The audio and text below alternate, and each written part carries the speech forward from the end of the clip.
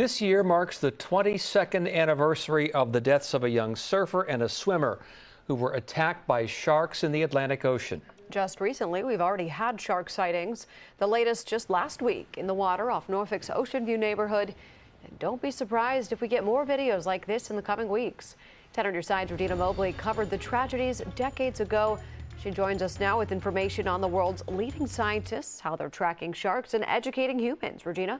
Well, Lena and Tom, it was Labor Day weekend 2001 when two people in our area, one of them a child, were killed by sharks. The organization OCEARCH is casting a net of facts over fear.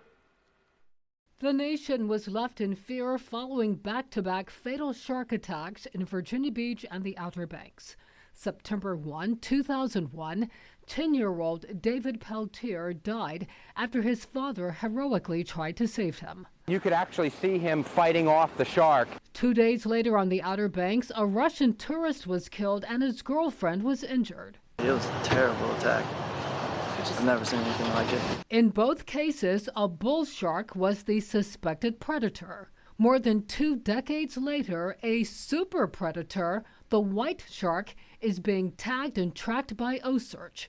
The nonprofit's chief scientist from WAVY's Digital Desk called for facts and not fear. We want to map out all those areas where these animals go to understand where the critical places are for things like reproduction, feeding, growing. Researchers say due to policy changes, the shark population is growing.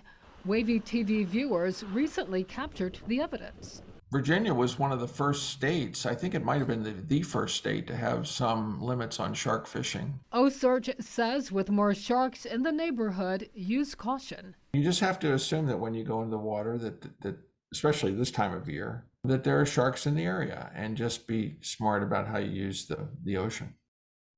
Okay, more advice, always stay in groups since sharks are more likely to bite a solitary individual.